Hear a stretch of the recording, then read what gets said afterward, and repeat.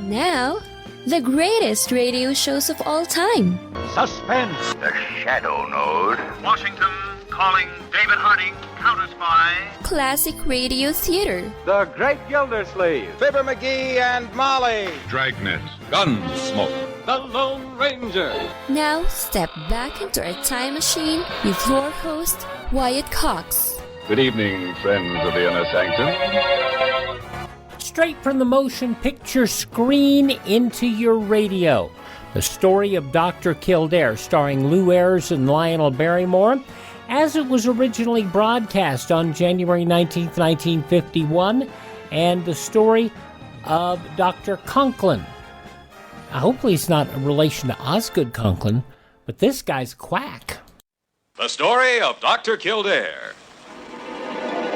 Whatsoever house I enter, there will I go for the benefit of the sick. But whatsoever things I see or hear concerning the life of men, I will keep silence thereon, counting such things to be held as sacred trusts. I will exercise my art solely. The Story of Dr. Kildare, starring Lou Ayers and Lionel-Barrymore. Metro-Goldwyn-Mayer brought you those famous motion pictures. Now this exciting, heartwarming series is heard on radio. Now, the Story of Dr. Kildare, starring Lou Ayers as Dr. Kildare and Lionel-Barrymore as Dr. Gillespie.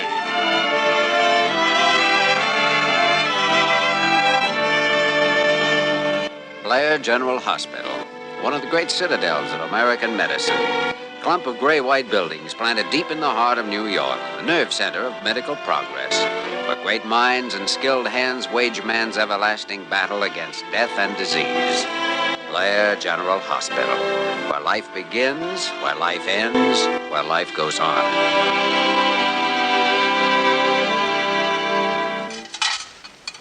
Will that be all, Dr. Gillespie? Did you want to take a blood sample? No. That's all as far as I'm concerned, Miss Werner. Oh, any further examination, Jimmy? No, I think we can handle the rest of it easier at the hospital. Mrs. Brady, you understand you're to be there at 9 o'clock in the morning for x-rays. Yes, Dr. Kildare, 9 o'clock. Mm-hmm. Tell me something, Dr. Gillespie. Is it real bad? Well, now... Mrs. Brady, you're expecting a diagnosis before we've even completed our examination. I feel so funny. Well, we'll make some x-rays in the morning, maybe some other tests, and then we'll know a lot more about it. It's been bothering me off and on for a year now, but it got worse about 4 months ago. Really? But this is the first time you've been to the clinic? Well, I went to see Dr. Conlon for a while. Conlon? I don't know any Dr. Conlon, Jimmy. Oh, he's got a real nice office in the Brunswick building. You know, he's the one that advertises all the time. He has that machine, whatever it's called. Machine? Oh, you remember, Dr. Gillespie, I showed you one of his ads a few weeks ago. He uses what I think he calls an electroradonic diagnostiscope. Oh, yeah, that one. Yeah. And what did Dr. Conlon say was wrong with you, Mrs. Brady? Well, it's real complicated, Dr. Gillespie. It's something about the electricity. It's in my joints and my liver when it ought to be out in my fingertips. Oh, to be sure, yeah. Machine doesn't seem to help me much, but he said if I'd keep on, it'd just happen overnight. That's how it works. Just like magic, huh? He had all kinds of letters from people he's cured. I went to him regular until I couldn't afford it anymore. By the tarnation. Jimmy, Yeah, I know. You can go now if you like, Mrs. Brady. All right, Dr. Kildare. We'll see you in the morning at the hospital. Thank you, Dr. Gillespie. Goodbye, nurse. Goodbye, Mrs. Brady. Tarnation. I know a nurse is not supposed to offer a diagnosis, but, well, it was pretty obvious, wasn't it? Not much doubt about it, Miss Werner. Doesn't have a chance in 1,000. Oh, confound it, Jimmy. Cancer can be cured. Why don't they come to us in the beginning? In this case, you know why she didn't. Dr. Conlon and his electroradonic diagnostiscope. Electricity in her joints. Oh, she went to him until her savings ran out. Great. And she's not the only victim. I've seen others come into this clinic before, victims either of him or 100 other fakes just like him. Dr. Gillespie, that man ought to be stopped. Yeah, he ought to be smashed. And furthermore, he's going to be stopped. Oh. I don't know how, but I think we could do it.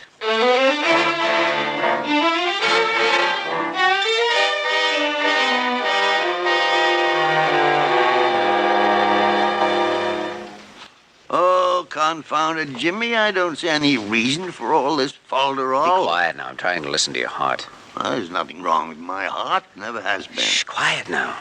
By the tarnation, if I'd known that I was letting myself in for this, Jimmy, I... Well, my dear Dr. G, you were right. Your heart's perfect. Ah, of course it's perfect. Diana, along with the blood pressure and pulse rate, note, general valve action, excellent. Evidence of myocardial deterioration, none. Right, Jimmy. 3 complete physical examinations in one day by 3 different doctors. I feel like the prize bull at the county fair. Well, in order to make this stick, we've got to document it completely right from the start. Well, Bertolli and Mace are pretty good authorities, They're only 2 of the best internists in the country. Next to you, of course. Oh, well, I was going to say that. Oh, I knew you were. Well, personally, I didn't expect to find something that Dr. Mace or Dr. Bertolli missed in their examination this morning, but after all, I've known you, worked beside you for years, and that gives my diagnosis a different kind of authenticity. Oh, Diana, you can file my diagnosis report along with the other 2 now. Yes, Jimmy. And keep everything in the same vial, x-rays, cardiogram, basal metabolism. Ah, anybody think I was going into training to fight this Dr. Conlon? You may have to before we're through. Now, wouldn't that be something? Ladies and gentlemen, in this corner, gorgeous Gillespie. That's Miss Werner. Wearing baby blue satin trunks, ballet slippers, and good afternoon, Dr. Carew. Well, Dr. Gillespie, what in heaven's name is wrong with you? Nothing is wrong with me, But Carew. someone informed me that you've been examined today by 2 different consultants. Are you ill? I am not. And anyway, it's none of your business. Please. Dr. Gillespie's merely getting ready for an ordeal, Dr. Carew. An ordeal? Yes, in fact, I haven't yet told him the full extent of it. His name now is Mr. Gillis, and he's going to be my father. Your what? My father. Oh, well, now, Jimmy, isn't it several years too late for me to embark on that particular career? Oh, not at all. Why, it's never too late, Pop.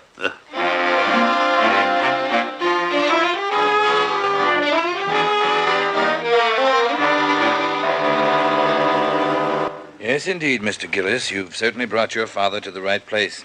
We'll have him on his feet in no time at all. Well, I'm on my feet now, Dr. Conlon. Oh, yes. Please have a seat. Thank you. You see, Dad's been having this trouble for nearly a year, but I couldn't get him to go to a doctor. He has the idea they're all quacks. And with good reason, Mr. Gillis. I recognized your father as a man of keen intelligence the minute he walked in here. And a successful businessman, too, I'll venture. Not bad, not bad. Well, Dad's retired now. Sold his chain of grocery stores last year. Oh, yes. Yes, indeed.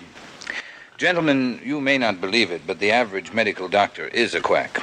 You don't say. Modern civilization has progressed to inconceivable heights, while medicine has stood still. Why? Because the average doctor is blind. He refuses to make use of the greatest scientific discovery of this century. Oh?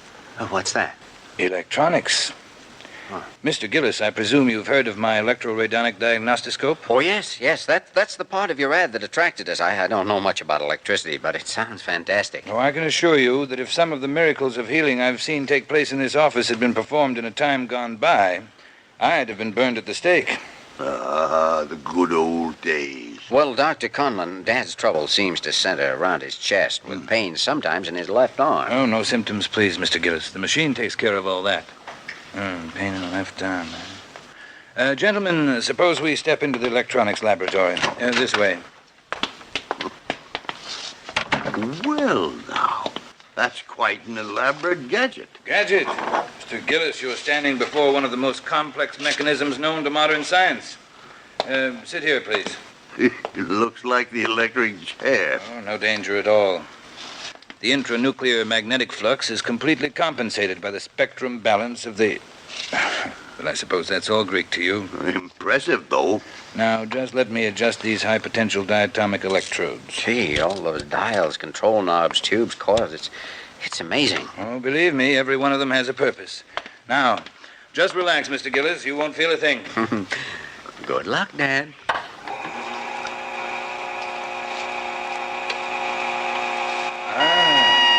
So that's it.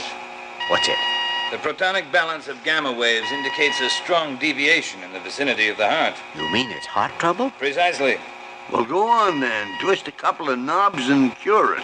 Oh, I'm afraid it's not that simple. The machine is only set now for diagnosis. You'll notice I'm recording the readings of all these dials. I'll have to spend several hours computing your health vibration factor. That's why the treatments are somewhat expensive. How expensive, Dr. Conlon? $50 apiece. $50 apiece? Well, after all, Mr. Gillis, your health is an important thing. Oh, you're absolutely right, Dr. Conlon. Now, how many treatments will be necessary, do you think? That varies. Well, that's all, Mr. Gillis. 10 o'clock tomorrow morning, we'll start you down that happy road to joyous health. Well, that's very generous of you. Not at all, not at all. The greatest pleasure in life, gentlemen, comes from helping to alleviate human suffering. You can go out this door. Do I pay you, Dr. Conlon? No hurry at all, Mr. Gillis. Tomorrow will be fine. Good day, gentlemen. Bye, Dr. Conlon, and thank you. By the tarnation. Of all the phony swindles, that takes the cake. Yeah, probably a highly effective act, though, with somebody who doesn't know better. Trouble of all things. I was hoping he'd pick that. That's why I mentioned the pain in the left arm. By the way, Dr. Gillespie, did you by any chance notice that spot on the back of his hand? Yes, I did. And apparently you got the same idea I did. I wonder if he's used that machine on himself. Well, I don't know, Jimmy, but he certainly ought to.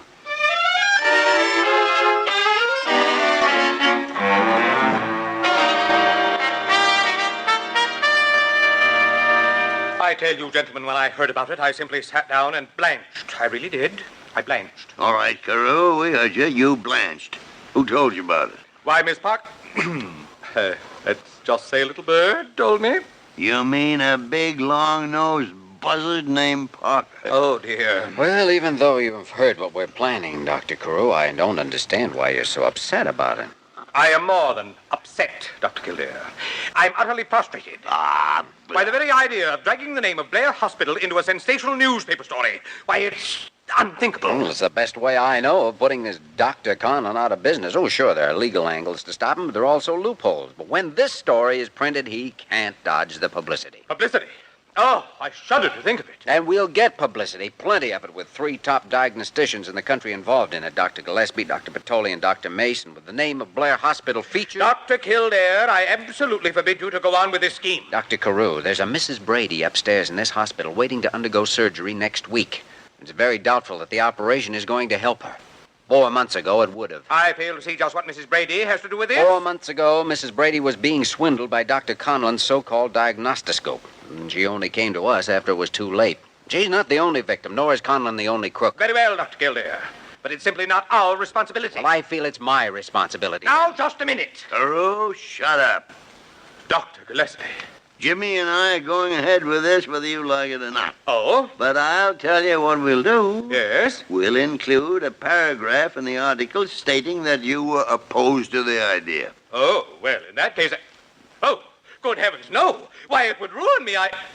Oh, dear. You know, there's another interesting angle in this that we haven't followed up yet. Although he doesn't know it, Conlon has a well-advanced sarcoma. Unless he's treated very soon by a legitimate doctor, he won't live a year.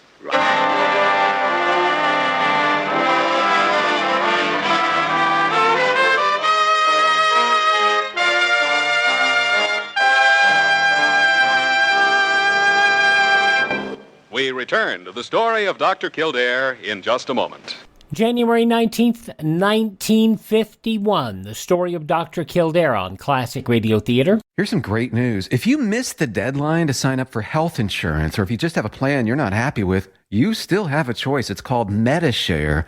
There are hundreds of thousands of members, and they love it. MediShare has a 98% customer satisfaction rating, and this is obviously huge. The typical family saves around $6,000 a year switching to MediShare. Find out more. They're great to talk to. 833-34-BIBLE. That's 833-34-BIBLE.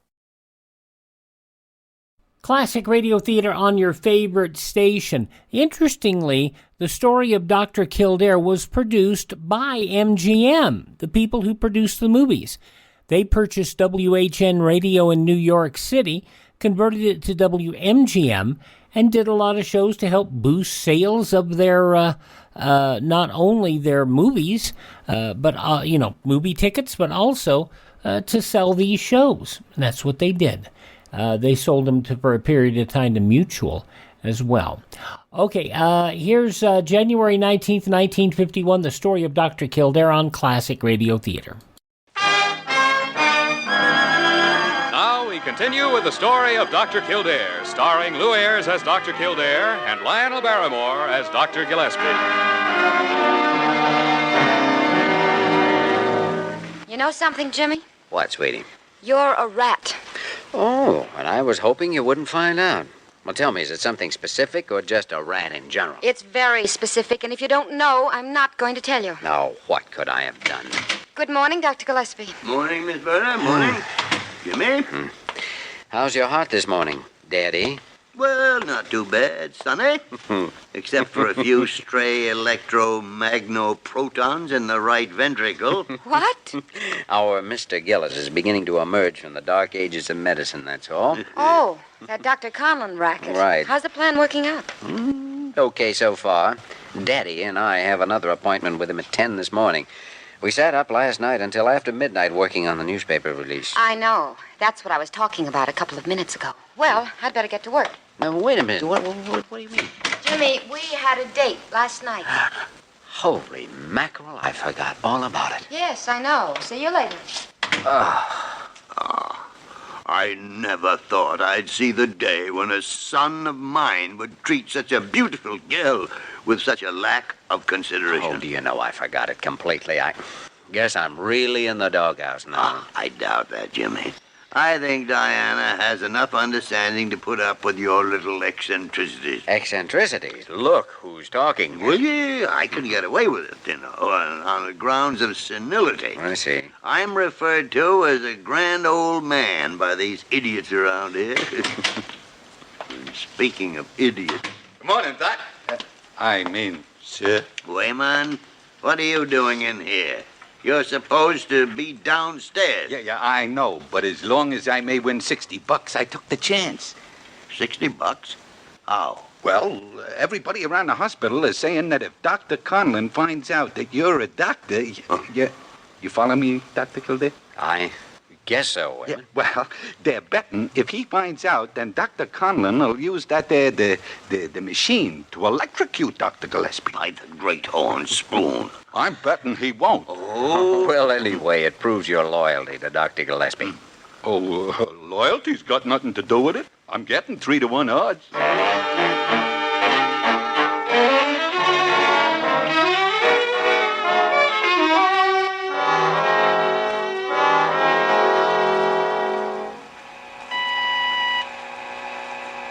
Just sit back now and relax, Mr. Gillis.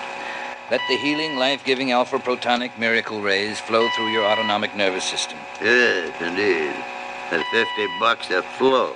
But the reward, Mr. Gillis, freedom from sickness, abundance of energy, a 100% joy in living. What do a few pennies matter? Well, you're absolutely right, Dr. Conlon. Money isn't everything. But are you entirely certain there's no danger in this treatment? Yeah, I'd hate to have my autonomic nervous system blow out a fuse. Oh, there's not a thing to worry about, gentlemen. Everything is compensated, and I computed the setting very carefully. You see, right now, the machine is removing the inductive microfarad excess from the heart and distributing it between the thyroid and the left kidney. I see. That's why it's so important to make accurate computations. We don't dare remove too many microfarads from the heart or add too many to the kidney. Well, we certainly don't. Might start a chain reaction, I'd just up and disintegrate. Well, I hardly think that could happen. But it would cause trouble. Well, the 5 minutes are up. That's the first treatment. $50 for 5 minutes. What a racket. I beg your pardon, sir? Oh, you'll get used to Father's little jokes, Dr. Conlon. By the way, did you make out that diagnostic report I phoned about this morning? Why, yes, I did. It's right here on the table. I really don't see the importance of it, though. It's the cure that counts. Well, Father has his eccentricities, you know. Yeah, here you are. Well, thanks. Is it signed, Jimmy? Diagnosis, angina pectoris and myocardial deterioration. Yes, it's signed, Dr. Gillespie. Dr. Gillespie? That's right. And I'm Dr. Kildare. We're both on staff with Blair Hospital. What's the meaning of this? And as far as you're concerned, it means you're through swindling people out of their lives and money with that phony hookup of vacuum tubes and condensers. You can't prove anything. You're bluffing. You think so?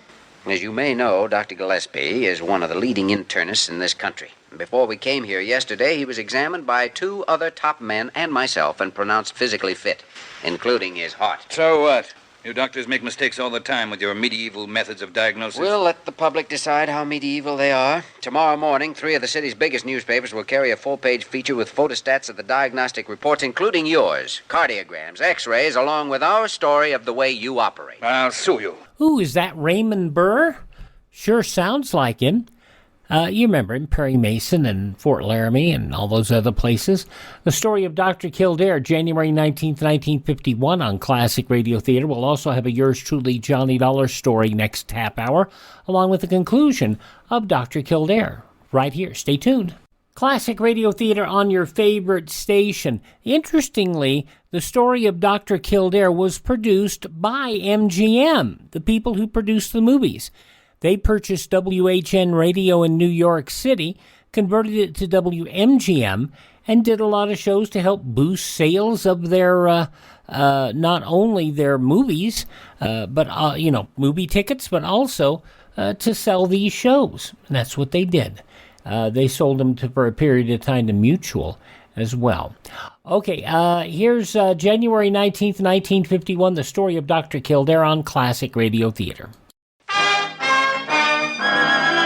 Now we continue with the Story of Dr. Kildare, starring Lou Ayers as Dr. Kildare and Lionel-Barrymore as Dr. Gillespie. You know something, Jimmy? What, sweetie? You're a rat. Oh, and I was hoping you wouldn't find out. Well, tell me, is it something specific or just a rat in general? It's very specific, and if you don't know, I'm not going to tell you. Now, what could I have done? Good morning, Dr. Gillespie. Morning, Miss Berta. Morning. Jimmy? How's your heart this morning, Daddy? Well, not too bad, sonny. Except for a few stray electromagnoprotons in the right ventricle. What? Our Mr. Gillis is beginning to emerge from the dark ages of medicine, that's all. Oh, that Dr. Conlon racket. Right. How's the plan working out? Okay so far. Daddy and I have another appointment with him at 10 this morning. We sat up last night until after midnight working on the newspaper release. I know. That's what I was talking about a couple of minutes ago. Well, I'd better get to work. Now, wait a minute. What do you mean? Jimmy, we had a date last night. Holy mackerel, I forgot all about it. Yes, I know. See you later. I never thought I'd see the day when a son of mine would treat such a beautiful girl with such a lack of consideration. Oh, do you know, I forgot it completely. I guess I'm really in the doghouse now. I doubt that, Jimmy. I think Diana has enough understanding to put up with your little eccentricities. Eccentricities? Look who's talking. Well, yeah, I could get away with it, on the grounds of senility. I see. I'm referred to as a grand old man by these idiots around here. Speaking of idiots. Good morning, Doc. Sir. Wayman, what are you doing in here? You're supposed to be downstairs. Yeah, I know. But as long as I may win $60, I took the chance. $60? How? Well, everybody around the hospital is saying that if Dr. Conlon finds out that you're a doctor, you follow me, Dr. Kildare? I guess so. Yeah, well, they're betting if he finds out, then Dr. Conlon will use that there, the machine to electrocute Dr. Gillespie. By the great horn spoon. I'm betting he won't. Oh, well, anyway, it proves your loyalty to Dr. Gillespie. Oh, loyalty's got nothing to do with it. I'm getting 3-to-1 odds.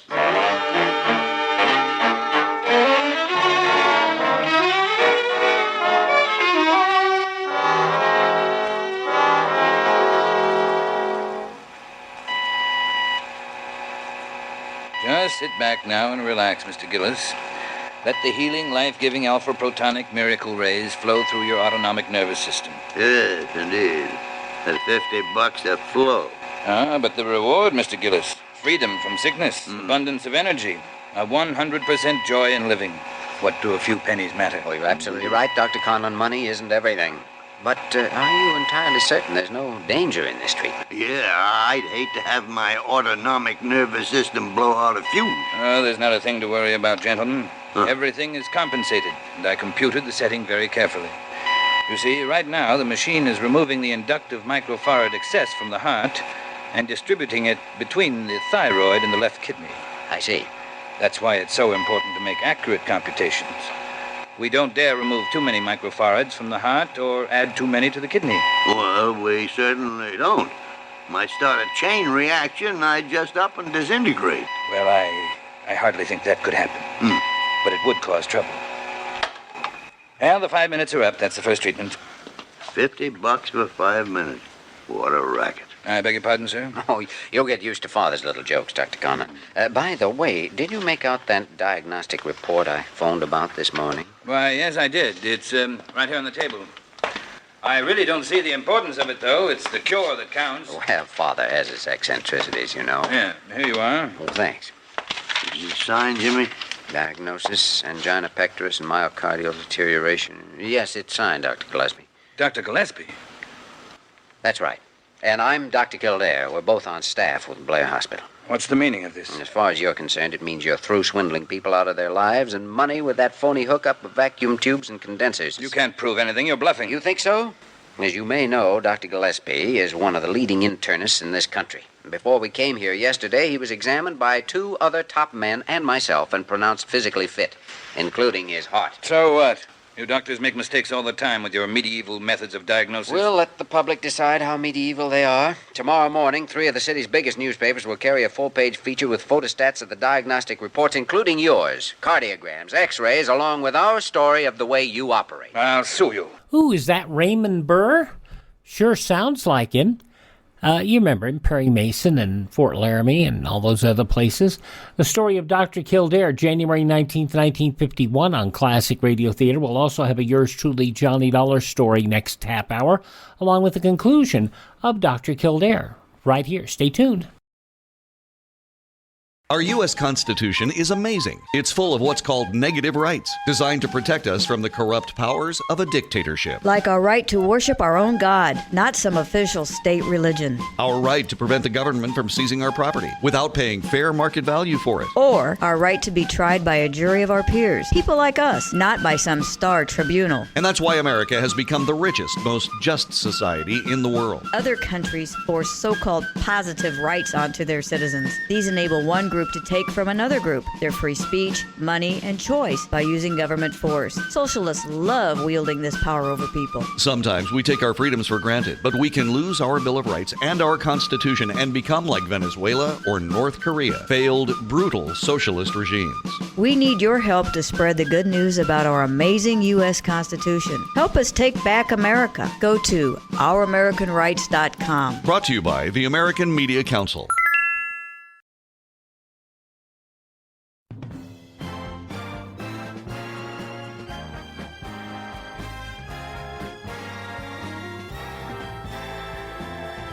Classic Radio Theater on your favorite station. Now the conclusion of the Story of Dr. Kildare, Dr. Conklin Quack, as it was broadcast January 19th, 1951. I'll sue both of you in Blair Hospital for $1 million. I don't think so, Mr. Conlon. There's no law against a man making an honest living. Honest living. Come on, Dr. Gillespie. I'm getting a little sick. All right, Jimmy. All right. Hey, see you in jail, Conlon. Oh, no, you won't. I'll beat it. Wait and see. By the way, Mr. Conlon, I feel it's my duty to warn you that you're a very sick man. What are you talking about? That spot on your hand. It's a sarcoma. What? You'd better get the best medical attention you can find, and as soon as possible. You're crazy. You're lying. Think what you like. You've been told. Goodbye.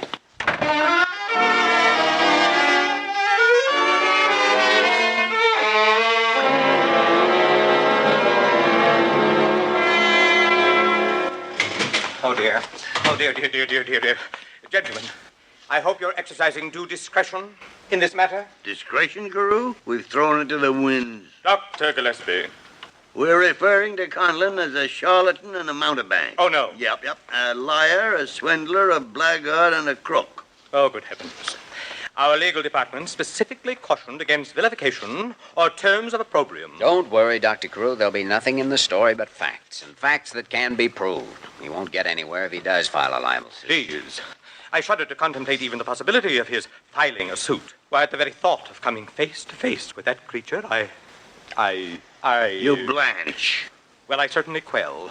After all, Oh, hi, Diana. Dr. Kildare, Dr. Conlon is here to see you. Did you say Conlon? Yes, Dr. Carew. Tell Conlon to come in, Miss Verna. And then find some smelling salts for Carew. The alpha potention of his pancreas has short-circuited across his pituitary.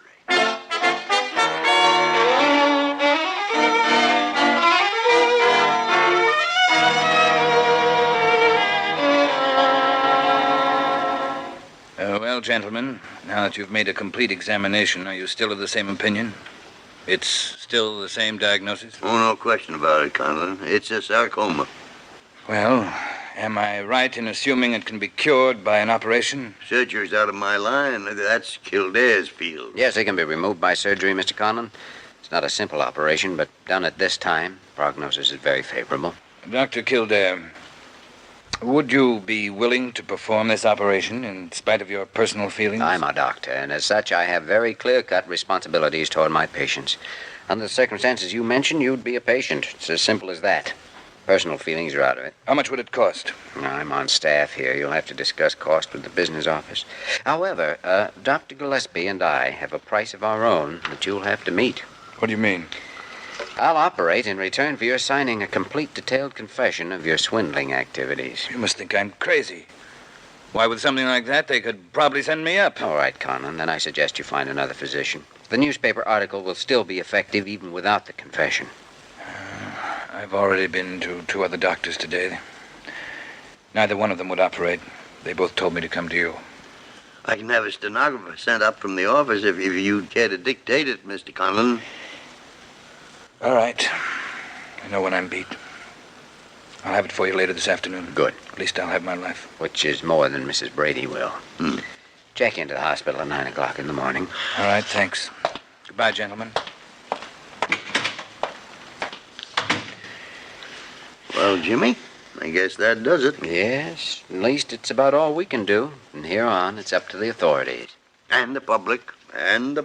They're the real judge and jury. I think I can predict their verdict in this case. It's just too bad we can't smoke all the Conlons out into the open. Oh, well, you fight it where you find it, and that's the best you can do. And it's enough, Jimmy, it's enough. No matter how you look at it, life is pretty much a matter of struggling, fighting.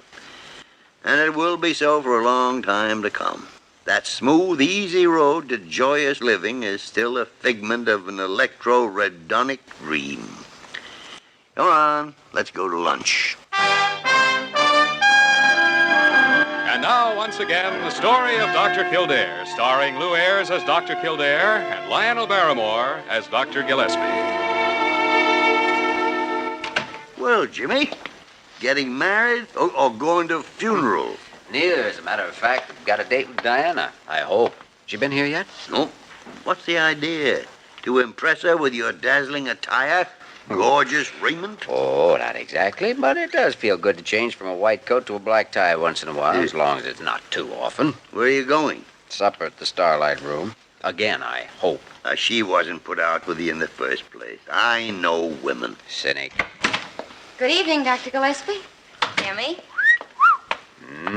Nice. You like it? Love it. Me. If I were only 20 years younger. But that's life. Well, I'm going to bed. You're going out. Have a good time. We will. Good night. Look, sweetie, I'm awfully sorry about last night, but we got involved in that newspaper story, and, well, I'm just sorry, that's all.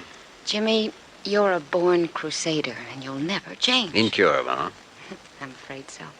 And you know something? What? I wouldn't want you to change. All right, sweetie, then I'll make a confession. What, Jimmy? I couldn't change.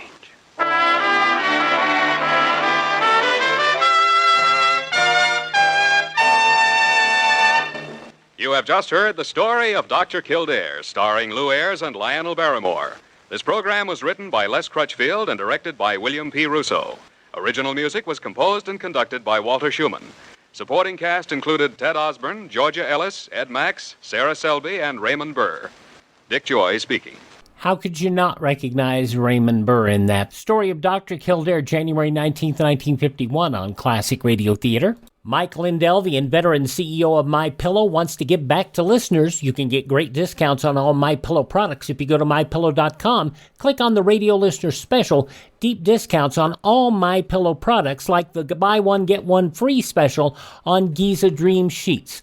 All MyPillow products come with a 60-day money-back guarantee, 10-year warranty. Call 1-800-951-8175 or go to MyPillow.com. Click on the radio listener special. Use my promo code USA. Now on Classic Radio Theater Part 4, the 5-part yours truly Johnny Dollar story, the Ricardo Amerigo Matter, from January 19th, 1956. From Hollywood, it's time now for... Johnny Dollar. You are investigate. Hello? What'd you say? Who is this? You are investigate Ricardo Amerigo. Yeah, that's right. I'm investigating the Ricardo Amerigo matter. Who are you? Hello? Hey, listen, do you have some information, a tip on the case? Who are you? Hello? Hello. Hey, what is this, a gag? Yeah. Or is it supposed to be some kind of a cockeyed threat, a warning for me to get off the case? Believe me, this is no gag. Hello? Hello?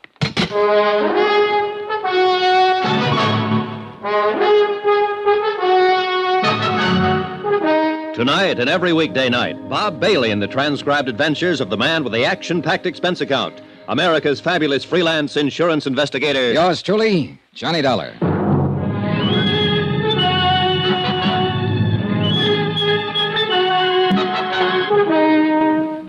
Expense account submitted by Special Investigator Johnny Dollar. Location, Philadelphia, Pennsylvania. To the Philadelphia Mutual Liability and Casualty Company. Following is an accounting of further expenses incurred during my investigation of the Ricardo Amerigo matter. Expense account item 10, $21 even, for drinks, for me alone. And believe it or not, I'm cold sober. But the least I could do was buy one at each of the bars on the list Pete Corbin gave me. A list of all the places Ricardo Amerigo used to hang out before his disappearance in a South Jersey swamp. In spite of all the circumstantial evidence pointing his way, I still wasn't convinced Corbin had engineered an accident to kill Amerigo. Pete had also given me a list of Amerigo's closest personal friends, 3 of them. I'd told them I'd see them later. Meanwhile, I hoped to learn something helpful from the places where he apparently spent most of his time during his last few months on this earth. But the result can pretty much be summed up by the last bar on the list, the Hangover Club. There you are. Cost you 80 cents. Here, keep the change. Oh, thanks. Yeah, it's just like I tell you, mister. You come in here, buy a few drinks, sit and drink them, leave. Well, didn't he ever talk to anybody? Not even me. Just sit here and get plastered. Till one of his friends would come in and drag him away. Who? Did you know any of them? Oh, sure. Willie Elliott, saxophone player at the Crystal Room. Oh. Who else? Jerry somebody, fiddle player. Jerry Goldsmith. Yeah, they're on my list. Huh? Anybody else? Nah. Oh, yeah, wait, sure. His agent, Pete Corbin. Yeah, that's true. Hey, if you knew that, why'd you ask me? I've heard the same thing exactly 20 times so far today. Yeah, well, I'll say this for him. They must have loved Amerigo. They might have fought and argued with him when they caught him in here, but it was all for one thing, to try and straighten him out. But, mister, he was too far in. Yeah. Yeah, shame for a talent like him, concert violinist, to hit the skids the way he'd done, but nobody couldn't seem to... The story had been exactly the same in every bar on the list. Apparently, the only friends, the only associates that Ricardo Amerigo had were those Pete Corbin had named. Expense account item 11, 110, cab fare to the apartment of William Elliott over on Callowell Street. Same story. No new names of friends or even acquaintances. He and Corbin and Goldsmith and the old English violin maker, Eric Snowden, had known Amerigo for years, good times and bad. had all tried to help him, straighten him out, were deeply grieved over his death. Item 12, 570, cab to a suburb called Lanark to see Jerry Goldsmith, where I'll admit I expected to get the same story, the same names, no more, no less. This time I took the Amati violin with me.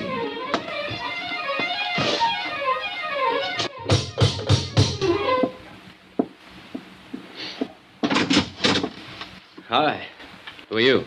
I'm Johnny Dollar. Oh, yes, you called. Come in. Friend of Pete Corbin's, you said. Sit down. Mr. Goldsmith, I'll get right to the point. I'm an insurance investigator, and I came That here... violin case. That looks like Ricardo's. It is. And the Amati? Yes. Oh, thank God. I found it down in a South Jersey swamp where Amerigo's car plunged off the bridge. It had been lying there, hidden by the marche for several days. Is it all right? May I see it? Well, one reason I brought it along was so you could substantiate identification. I make no bones about it, Mr. Dollar. I coveted this violin like nothing else in the world. I've played many fine instruments, Strads, Guarnieri, even this, my Stainer. I see. But Ricardo's Amati, there was something between that violin and myself that could exist for no one else. Not even Ricardo Amerigo when he was at his greatest. And when he started his terrible downfall. You, wanted it even more, huh? Yes, more than anything else in the world. Enough to kill for it? Mr. Dollar, I should kill you for even thinking such a thing. I loved Ricardo. Okay, sorry. The fact remains somebody sawed through a steering arm on his car. I still can't believe that. No one could have killed Ricardo, no one. Only 3 others beside myself even knew Ricardo these past few years. Corbin, Elliott, and Eric Snowden. Pity him, feed him, clothe him, try to fight him away from the liquor that had ruined his brilliant career, yes. Even hate him at times for what he'd done to his life, but murder... I'm sorry. May I? Sure. It, is the Amati. Yes, I know it as well as I know my own. May I play it? Sure.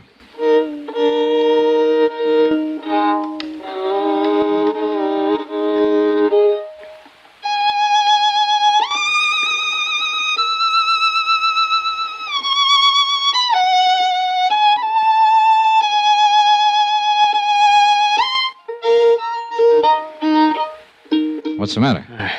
I don't know.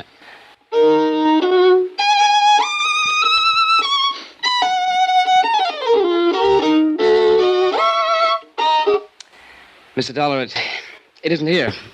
The tone, the brilliance, the response, it isn't here. Something's wrong. You're sure this is the Amati? Oh, of course I'm sure, but something's wrong. Something's happened to it. It isn't the same. Well, you think the dampness of the swamp might have done... No, you can see. It's all right, but it isn't. Well, I don't know anything about violins. There are no cracks, no marks, no damage.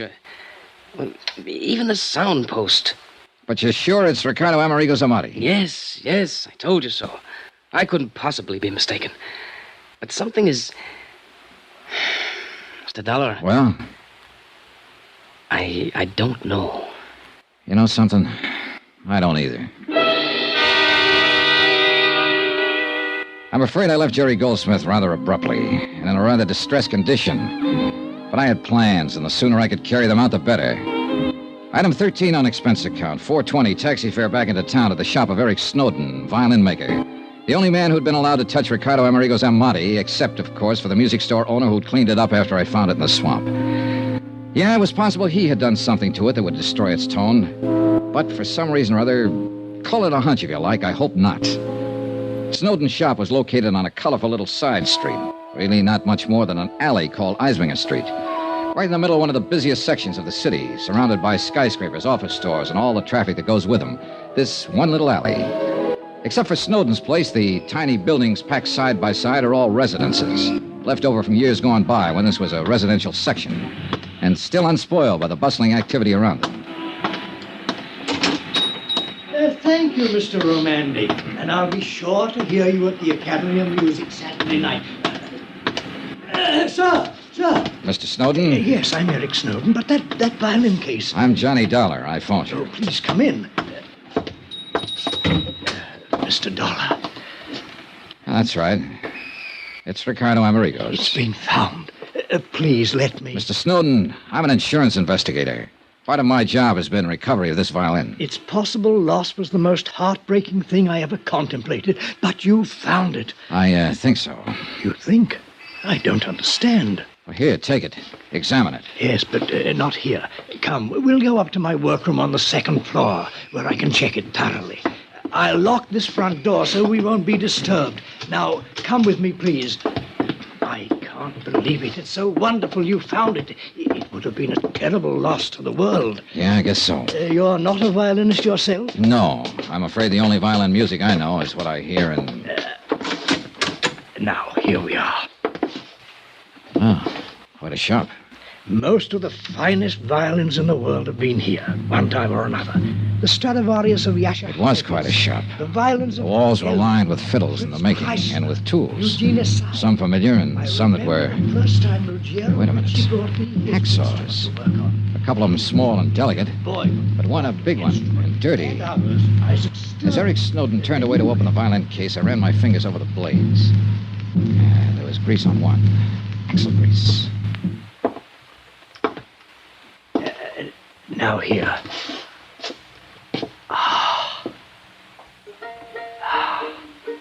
Well, Mr. Snowden? Yes, Mr. Dollar. This is Ricardo Amerigo's violin. You're certain of that? Eh? Do you think that I, of all people, wouldn't know? Mr. Dollar, aside from Ricardo himself, I am the only person who has touched this magnificent instrument for years now. I must confess I resent your least question of my judgment. All right, I'll be honest with you. I don't pretend to know much about violins, so I had somebody play it a while ago. Sacrilege. All right, be that as it may. It didn't sound to him or even to me like a $30,000 violin. And whom did you permit to lay hands on this priceless instrument? A friend. Should be horsewhipped. Only an artist, a great artist, should be permitted to handle a thing like this. But I suppose you understand that, Mr. Dollar. I don't suppose you... Well, go on. Mr. Dollar, someone has tampered with this. Oh? Of course it doesn't sound right. Did this friend of yours presume to be a violin maker, too? What do you mean? The sound post, the placement of the bridge. Of course it doesn't sound right. Now, why does somebody have to... Do you want to answer that? No, let them wait. This is more important. No wonder you or your friend or anyone else questioned the validity of this instrument. Hey, whoever that is down there, he really wants you. Look here, a simple adjustment here and here. Oh, bother. Go ahead, I'll wait. All right, I shall be right back. It was a quick suspicion when I spotted the hacksaw on the wall, and I couldn't forget the warning over the phone. While Snowden waited on his customer, I poked around the shop some more, looking for goodness knows what. And I found exactly nothing. No doubt Snowden was telling the truth. Until I started to sit down to wait for him, and as I pulled over a stool, I knocked open the door of a cabinet next to his workbench. I started to close it again, and then I saw it. Hanging there on a hook was a violin. I grabbed it out of the cabinet and held it under the light beside the one in Amerigo's case. I held them up together. It was unbelievable. The shape, the color, the markings, nicks on the little pegs you tune them up with, a spot of stain on the scroll, even a tiny, almost indiscernible scratch on the back, an old pencil mark on the inside near the label. It was impossible, but it was true. These two violins were absolutely identical.